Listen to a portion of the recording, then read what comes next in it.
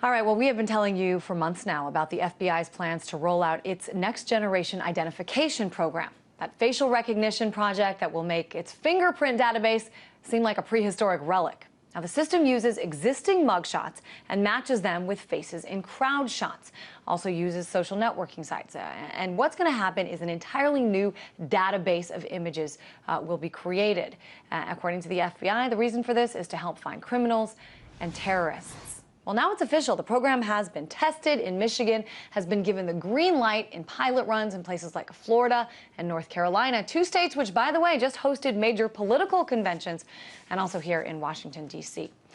All right, but this is what you need to know. By 2014, it's right around the corner, this program will be nationwide. So I want to talk more about this with Cade Crockford, Privacy Rights Coordinator for the American Civil Liberties Union. Cade, let's talk about this project, a $1 billion project designed by Lockheed Martin Transportation Security Solutions. How big of a deal is this? It's an incredibly big deal. One of the major reasons that it's so troubling is, like so many other technology programs that the federal government has rolled out recently, there has been very little, if any, public input or conversation with the American people about whether or not this is something that we should do. And that sort of secrecy has extended all the way to Congress, to the extent that, Congress hasn't authorized affirmatively, for the FBI to engage in, what amounts to essentially information gathering on potentially everybody in the country, because it's crucial to note, and I have to just tell everybody who's watching, that the foremost expert in the privacy community on these issues is Jennifer Lynch of the Electronic Frontier Foundation, and she put together a really excellent report a couple of months ago that I'm using a lot because she did a really deep dive into the FBI's next generation identification database. But what she says is that, the FBI is not simply going to be taking information from its criminal databases, which is to say people who are arrested, their fingerprints, potentially their iris scans, also their mug shots, which will be converted to these face print images that can be run through face recognition. But data is also going to be entered into this database from civil license applicants. So that those are...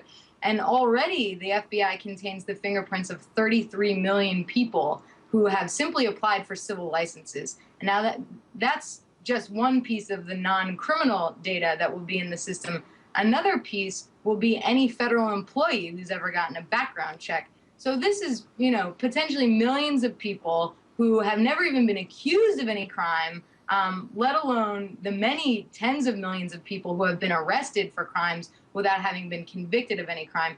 And as you say, one of the major problems with the FBI's next generation identification database is that they're aiming to use this biometric, and just for your listeners who aren't, or for your viewers who aren't aware of what the term means, biometric simply means an identifier that's unique to an individual. So our irises are biometrics, actually our palm prints, our voices, things sort of as bizarre as our heartbeat patterns are biometric. Also our vascular systems, like the pattern of veins in our hands, our gait, our odor. So they're, and the FBI and the federal government and the military are looking into developing mechanisms whereby they can measure, identify, and then use all of these biometric identifiers to find out who people are from up to, the Department of Justice wants to know who we are from up to 1,000 meters away. That's over a half a mile. It sounds like it's straight out of a science fiction movie. It's very strange, and I think you raised some important points, one of which is there has been very little discussion, at least, publicly.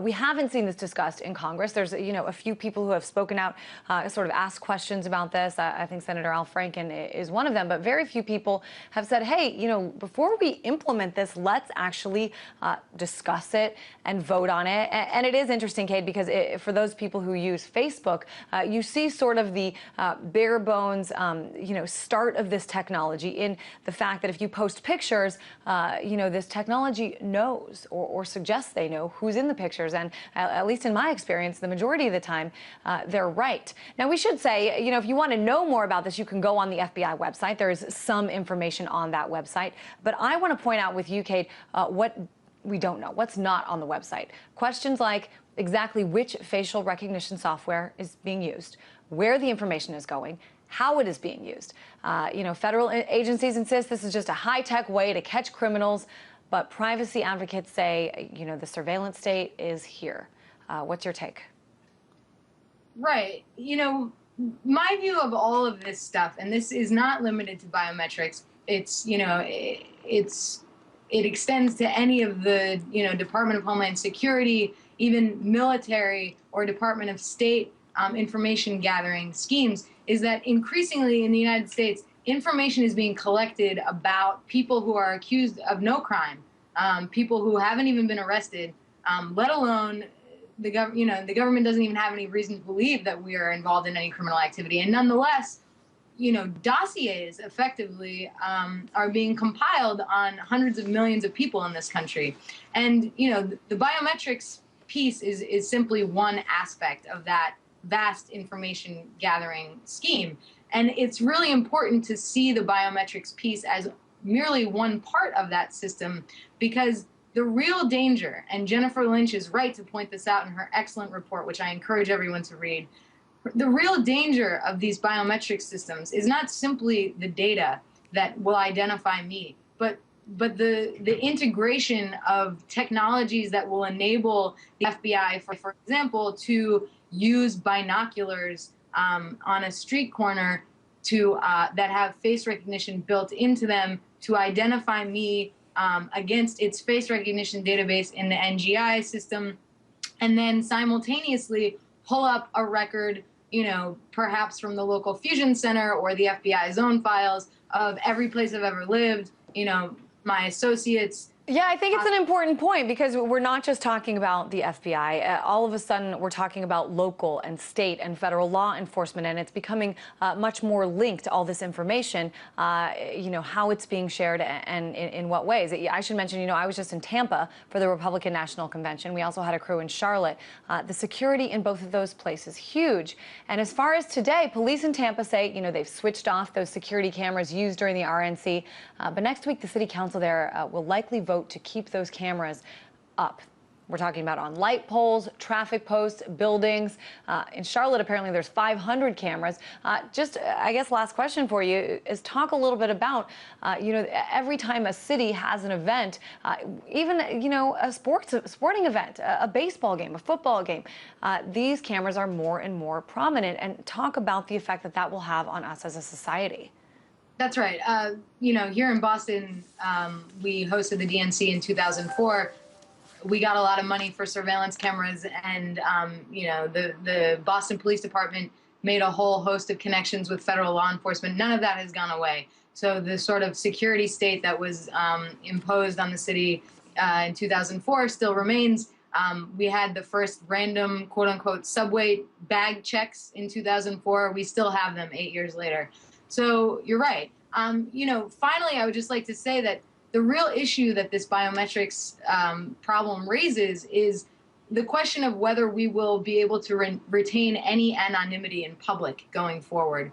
And what needs to happen is that Congress really needs to grapple with this issue, because, again, like every time I come on this show, I say the same thing, essentially, which is that Congress needs to bring the Bill of Rights into the digital age. This is yet another example of a place where, and look, we have a right to anonymous speech under the Constitution, but we cannot speak anonymously if we cannot be anonymous. Yeah, I think it's an important point. And we do still hear from people, oh, if I'm not doing anything wrong, I shouldn't care. But I think you raised the good point that it's a matter of the society that we live in and the way things are changing without our consent. Cade Crockford, Privacy Rights Coordinator for the ACLU, joining us from Boston. Thanks so much. Thank you. Still ahead.